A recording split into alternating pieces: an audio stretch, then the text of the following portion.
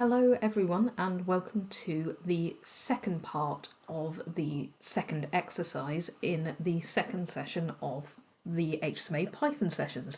So we are now on to the task looking at input data and getting inputs of data in a comma separated value format, pulling those into Python and doing some stuff with them. So before we kick off, you're going to have to bear with me because I don't use the CSV library very often myself, so I'm a little bit less familiar with this module. Now, the reason for this is when we get a little bit further through the course, we'll be introducing you to a package called Pandas. Now, Pandas is a very powerful package for working with tabular data, something that looks a little bit like an Excel spreadsheet. And when I am pulling in comma separated value files, I am nearly always using pandas. That being said, it is useful to know that this module exists, and you may well have periods of time when you need to know about this. And also you may find yourself needing to know a little bit about how to access and interact with files that don't kind of fall into that normal nice comma separated value or Excel file sort of format. It's useful to know what else exists, and it also gives you a good little bit of practice around working with lists, working with loops, working with your sort of try except error handling clauses, which is what we were going through in the previous exercise in this the previous task in this exercise. So we'll have a go at this exercise.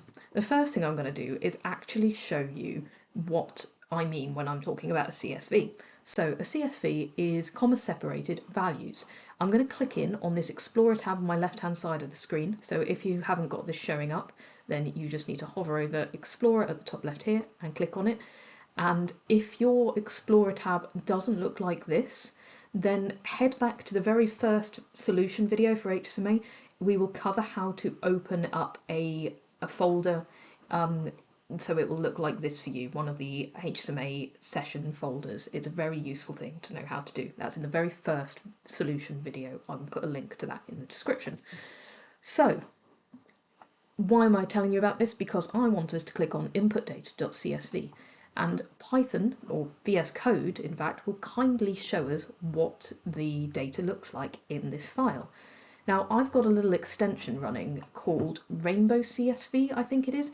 All this does is make it quite nice so that everything before the first comma will be one colour, everything between the first and second column commas will be another colour, so on and so forth. Now, CSV comma separated, yep, that's why we've got commas here. So the comma tells our downstream bits of code, so whether that's Excel importing a CSV, whether that's Python importing a CSV, this is one bit of information and this is another bit of information. So this is the first bit of information, then we've got a comma, then we've got the second bit of information, comma, third bit of information, and so on and so forth. So it's a useful way of delimiting, of kind of showing the sort of boundary between different bits of information. Now, the great thing about comma separated value files is that they are both human readable and machine readable. They're not complicated.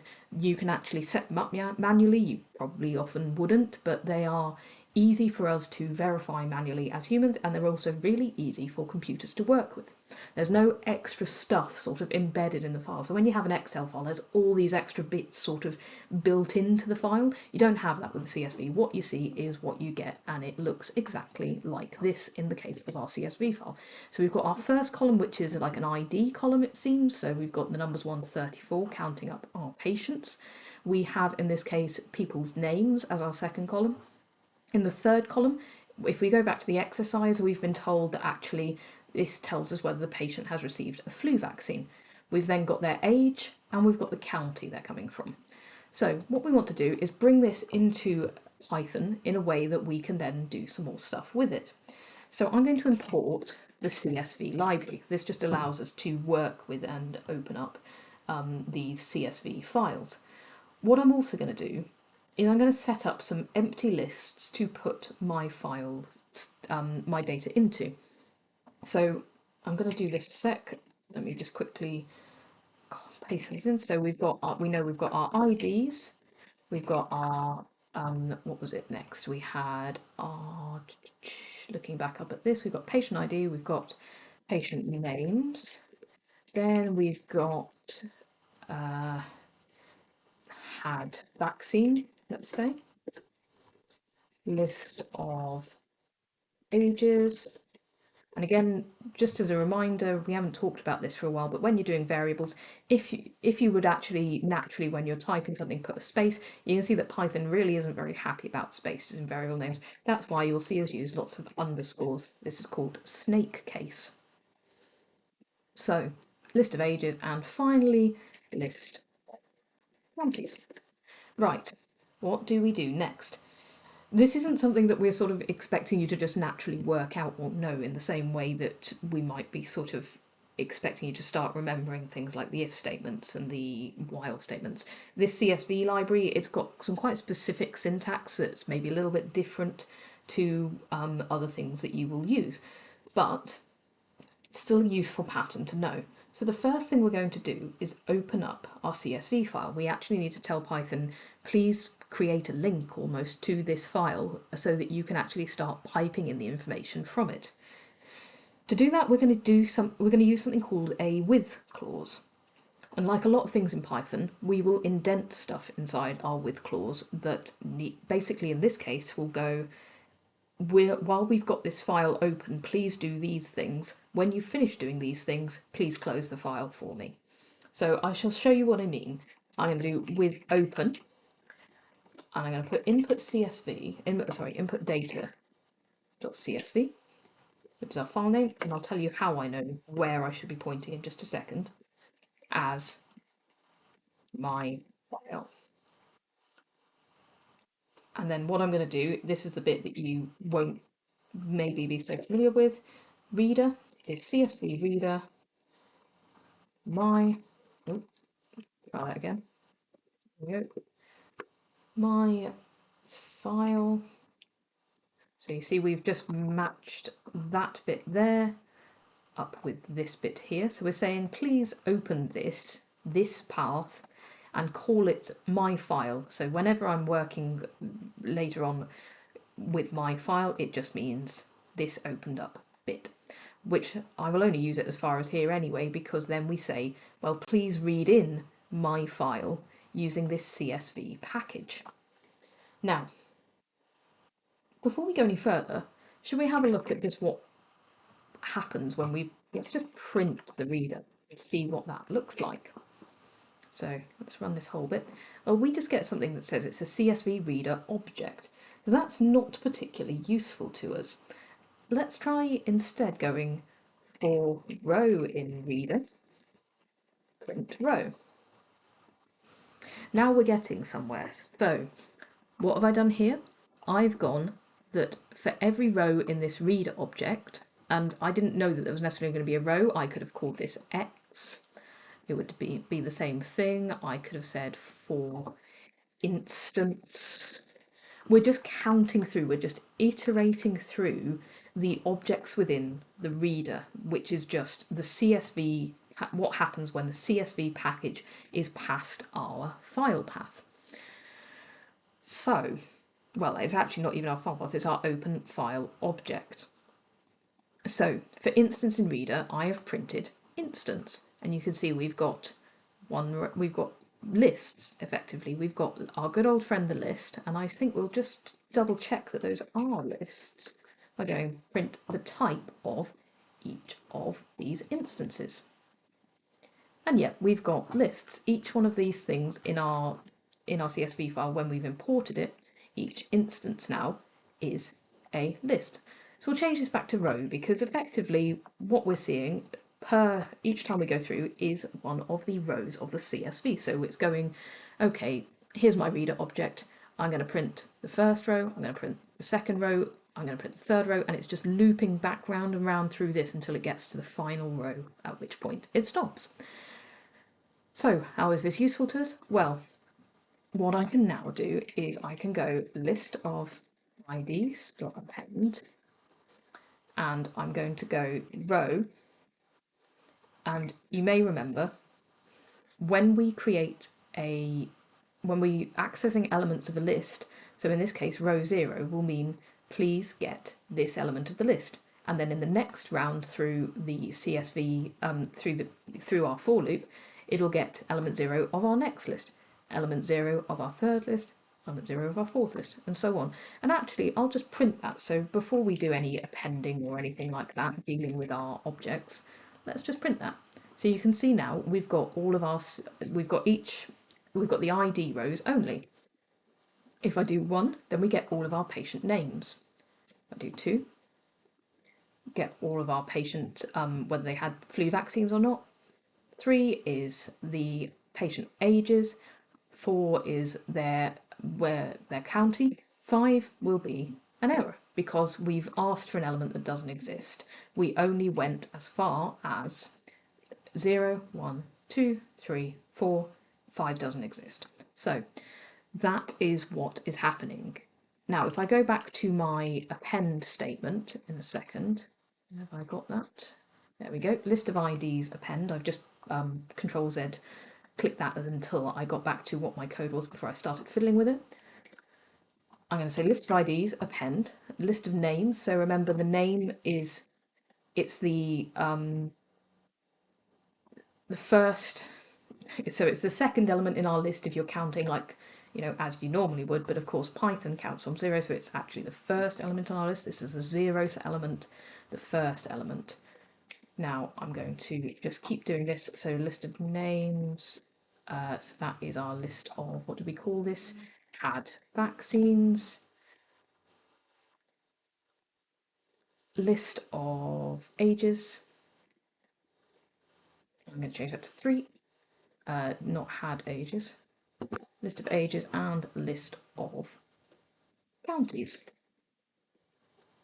Now, put that to row 4. So for row in reader, that is all looking good.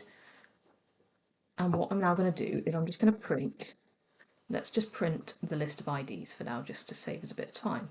So you can see what we've done is we've opened up the file, we've created a CSV reader object, we have iterated through that CSV reader object, and to our lists up here, for each row we've got one list that relates to a whole row. So this is one list, this is another list, this is another list, and so on. And we've gone, okay, for our IDs, please can you put the first element of that row into the list? Please can you put the second element of that row into my names list, and so on. So if I now put list of names, we'll get our list of names, counties. Yep, so we've got all the counties, and it's doing it in order, in the order that it appears in the CSV file. Now, if we didn't indent all of this, if we just did open CS, my file equals open this, we would have to remember to close the file. Why do we need to do this? Well, if you never close the file, someone may come along and try to use it some point down the line and find that Python, your instance of Python says, oh, well, I'm busy using this file right now, so no, you can't have it, and that can cause all sorts of problems. So the easiest way around this is to just use this with open and indent everything you want to do whilst you need the file, whilst you need access to the file, when you no longer need to actually be dealing with the file, when you've saved everything into Python objects. So actually now, list of IDs, that is completely separate from the file. It doesn't need to interact with the file because we've created it. It now exists in Python. So we can just carry on, and you see I'm no longer indented, I'm level with open, because that means I'm not keeping the file open to do all my remaining bits of code. So what else do we need to do? Well, we need to add a bit of error handling. That was what we were asked to do. So if there's an error, if it can't find the file, and this is a good chance for me to talk about what happens, well, about finding the file in the first place. Let's do try, our good old friend try. So try just says, try this code first. If there's an error, so except if there's an error with any part of this, if it can't find the input data, or if we said please try and access column 5 that doesn't exist, then it will hit this except clause instead. It will stop doing whatever is in try at the point that it failed, and it will go, well, let's run this instead. So I'm just going to say print file does not exist, or error in reading file elements. because there could have been an error in any part of this. And then we're going to do an else. Basically, at this point, we're going to say, if this has run successfully, if you've successfully created all of these lists, then let's go on and do this bit. So what we're going to do is we've been asked to, what was it? Read the data, add each value into a corresponding list, then write code that calculates the percentage of patients who have been vaccinated. Print this information for the user, round it to 2 decimal places, but we don't want to we want to round it as part of our print action. We don't want to do that separately. So we don't want to create the number and round it, and then every time we refer back to that number, it's already rounded. We want to do the rounding during the printing. This is a good practice in general because it basically means your code remains more exact if you need to use that number again. I'm just going to fix that typo that I've spotted. So what do we want to do? Well, actually, we want to count how many patients have been vaccinated. So a couple of different ways we could do this. I think the easiest way for today is probably to create a for loop. So we're going to count how many people have been vaccinated. So to start with, it'll be 0 at the beginning. And then what we're going to do is we're going to look at this list. So we've got our list, and we're going to go for patient in list of had vaccines. And just to remind you what happens when we do this, I'm just going to print patient. Oh, yep, that's what we want. So we're getting the data for that patient effectively. So for list of had vaccines, go through that list, please, and print whether they had a vaccine or not. So we could say something like print had a vaccine, and then we'd get had a vaccine, yes, had a vaccine, no, and so on for every single patient that we've pulled in from this data set. So, and I could have called this anything actually, I could have called this X. Doesn't matter what you call these. It's a really important thing to get into your head is that actually I am determining what I want to call this when I'm iterating through. Python has no control over that. You're the boss when it comes to determining what you want to iterate over or what you want to call what you're iterating over. I just choose patient in this case because that makes sense to me. I am iterating, like each individual element in this list does relate to a single patient. So what do we actually want to do with this now? Well, we want to check whether that value is yes. So if patient equals yes, then we want to add 1 to our counter. So the number that's been vaccinated becomes equal to the number that's been vaccinated plus 1. Now we can actually use a nice little Python shorthand, and instead of saying this, we just go plus equals 1. And that just means add 1 to number that has been vaccinated and store that result as number has been vaccinated. Just saves us writing all that extra little bit out. So for now, once we've done that, let's print the number that have been vaccinated.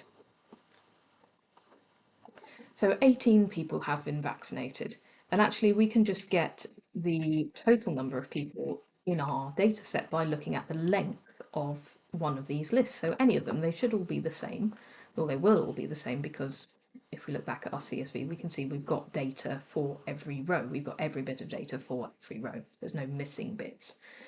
So let's print the number of people that had a vaccine. So that's 34. So what do we want to do? Let's calculate the percentage of vaccinated people.